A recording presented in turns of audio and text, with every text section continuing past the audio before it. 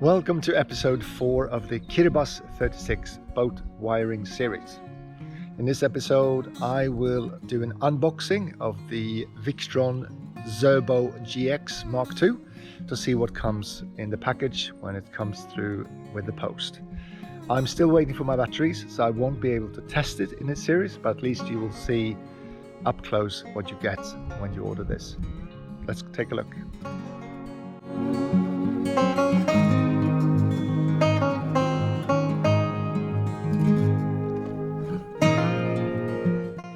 So let's see what we have inside.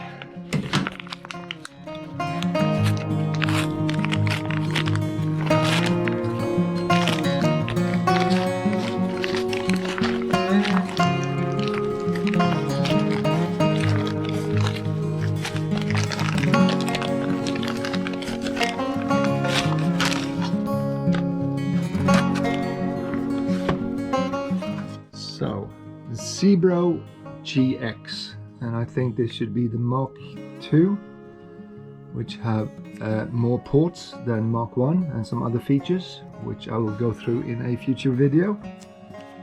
So this is Victron Energy, Dutch company, and it is Bluetooth enabled, which is nice. Comes with a 5-year warranty, which is always nice. Gives you a bit of confidence in the product. And here we have, so it's good for lithium batteries. You can connect a touchscreen and other Victron products like inverters, for example. So we'll definitely connect one of those. You can program relays to start when the battery bank is too low, or the other way around when the battery bank is too high, so that you can divert any power coming in from solar panels to heat hot water, for example. We have other digital inputs, and we have tank level and temperature inputs here as well, and a micro SD card slot for offline data storage.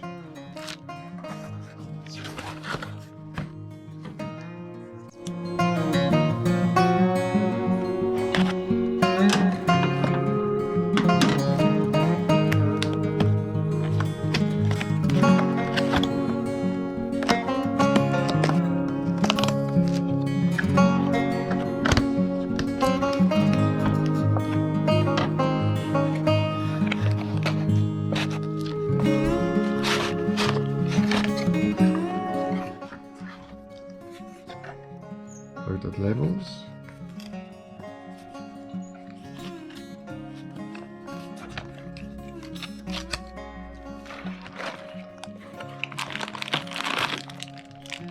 All the connectors and cables needed. And the Cerbo GX itself.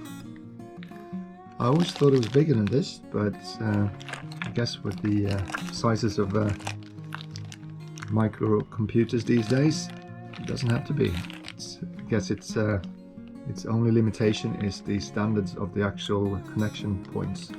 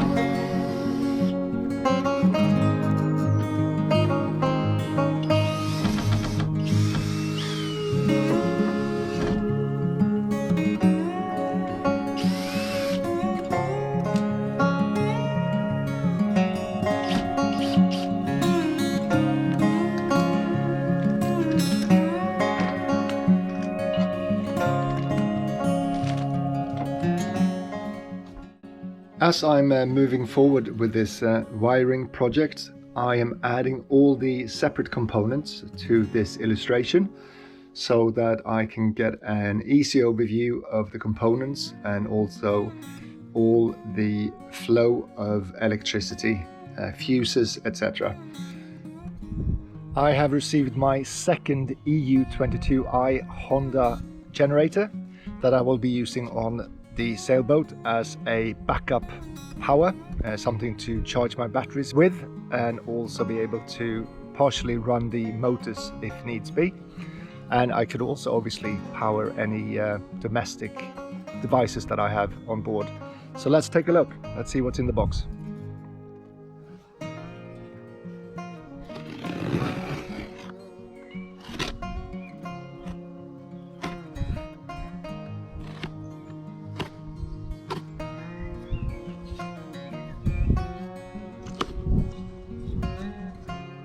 So let's see what we got here. I suspect that it will be very similar to the first one I unpacked, but you never know. So yeah, we got some complementary oil, which is always nice, 10W30 SGSF. And they put a nice little own logotype on here as well, which is lovely. We have another set of spark plug removal tool, or just a spark plug tool, and all the generator manual. And we have the generator itself. So let's see.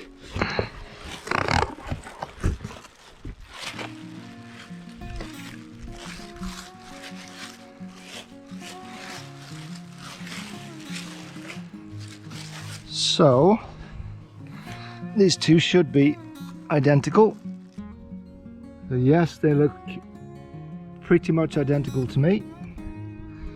For you who haven't seen this channel before, my objective with these two is to use them on a 36-foot aluminium sailboat as backup power.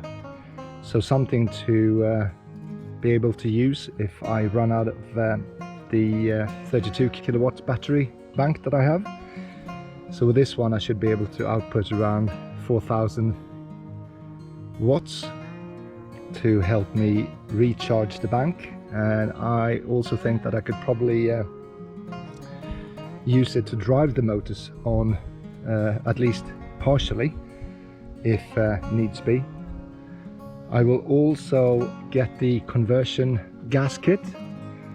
I haven't fully decided yet if I will run it on gas, because I've heard that you might damage the piston because there is no lubrication in the gas between the piston and the spark plug. So that is something to consider. I have ordered the dual parallel cables that I will connect to these points here. I will be using one of these as an earth, so it's easy to earth it rather than using this earth. So I will extend that cable so I can use that as an earth instead. And this one I will be using as a power plug for the fan, because I will build these into aluminium boxes that has a heater element in it, so that I can start this up on a very cold day. So if I take the sailboat into colder places, then it's easier to start it up if it's preheated. And I will also have a fan at the top that will help pull any heat up. So there will be a little vent on the sides, and then a top fan that will draw all the hot air out and put fresh cold air in. The main idea is to make sure that I am completely independent. So if I don't have enough solar or enough turbine input of electricity, then this is my plan B, to make sure that I can be self-sufficient and go sailing over a long period of time. While the generators are being parked while I'm waiting for all the other cables and everything. I've got these covers from Temu. So they were extremely cheap, but it's exactly what I need just to keep the dust and dirt and everything else off them.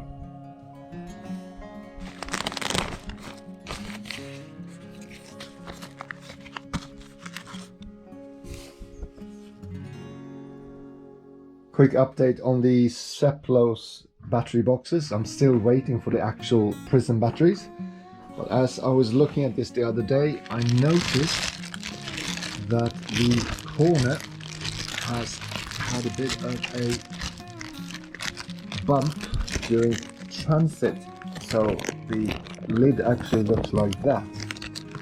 So I'm going to take a picture of this and send it to Seplo and to see if I need to be concerned, or if it's just something I can bend into place again and hope for the best.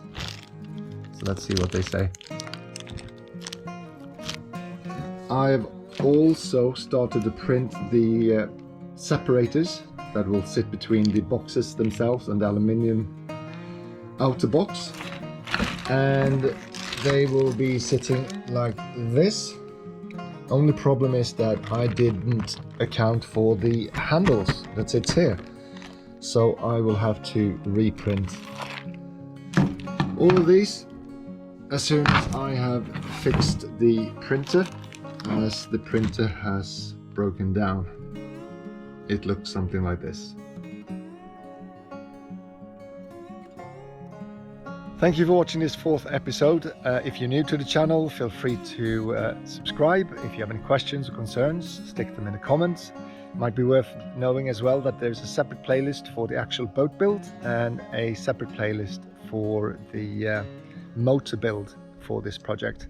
So feel free to subscribe, and I'll catch you next time. Thank you.